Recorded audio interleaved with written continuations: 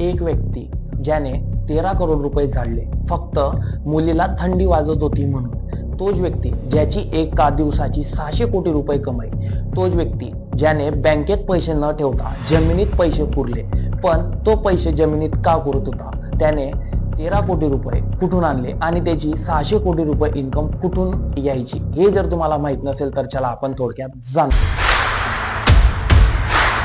मी Prathamesh risky. तर आज आपण पाहणार आहोत डॉन प्लस बिलियनियर. पण हा नेमका कोण होता, तर हा पाल्बो इस्कोबार, ज्याने कोकेन मार्केट आणि ड्रग्स मार्केट वाढवलं. पाल्बो इस्कोबार हा एक गरीब कुटुंबात जन्माला आला, पण एक गरीब कुटुंबात मेला नाही.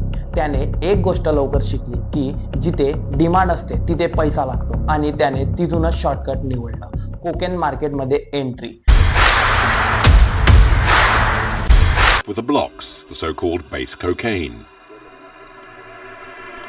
आणि ड्रग सप्लायर म्हणून त्याने USA मध्ये 80% सप्लाय हातात घेऊन तिथून बिलियन्स ऑफ मनी जनरेट करायला लागला. एवढा बिलियनियर बनला की त्याची एका दिवसाची कमाई म्हणजे एका दिवसाचे उत्पन्न त्याचं $70 मिलियन झालं.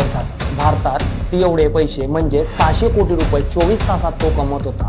पण ते पैसे कमवण्यामागे तो असंख्य लोकांचे जीव घेत होता, म्हणून त्याला कोलंबिया सरकारने त्या देशात बॅन केलं. पण त्याने सरकारलाच विकत घेऊन सरकार चालवण्याचा प्रयत्न केला. तुम्हालाही प्रश्न पडला असेल की तो एवढा पैसा कमवायचा, पण नेमकं तो पैसा ठेवायचा कुठे, तर तो व्यक्ती म्हणजेच पाल्बो इस्कोबार बँकेत पैसे ठेवू शकत नव्हता, कारण तो पैसा इलिगल पद्धतीने त्याने कमवला होता. पण तो हुशार असल्यामुळे त्याने मोठमोठे जमिनीत खड्डे केले आणि तो पैसा तिथे साठवायला सुरुवात केली. ते अपूर्ण पडायला लागले तर त्याने मोठमोठे त्याच जागेवर गोडाऊन बांधले आणि त्यात तो पैसा ठेवायला लागला. पण एवढा पैसा होता की त्याला त्या संपूर्ण पैशाच्या मागे 10% पैसा वेस्ट ऑफ मनी.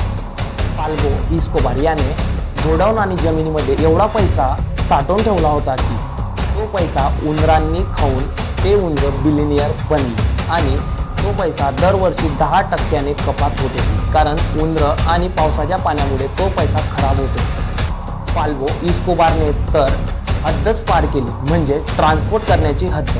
तर हा USA असे वेगवेगळ्या स्टेटमध्ये ट्रान्सपोर्ट करत होता. पण ट्रान्सपोर्ट करण्यासाठी जे वाहन लागतं, म्हणजे जसे की जहाज, ट्रक किंवा वेगवेगळे विमान असं काही लागतं, तर याने ते काही न वापरता डायरेक्ट मिलिटरीची सबमरीन यूज केली. कोलंबिया सरकारने पाल्बो इस्कोबार याला अटक करण्याचा आदेश दिला, पण त्याने त्यातही काही अटी टाकल्या, म्हणजे याची स्वतःची जेल. ती जेल नाही तर एक लक्झरी घर होतं, त्यात एक स्विमिंग पूल, पार्टी करण्यासाठी मोठमोठे हॉटेल्स, आणि ही संपूर्ण जेल 5 एकरमध्ये पसरली होती. आणि त्यातच त्याने एक स्वतःचं प्रायव्हेट जंगल, म्हणजे त्यात वेगवेगळे प्रकारचे प्राणी, असे असंख्य प्राणींचा संग्रह केला होता.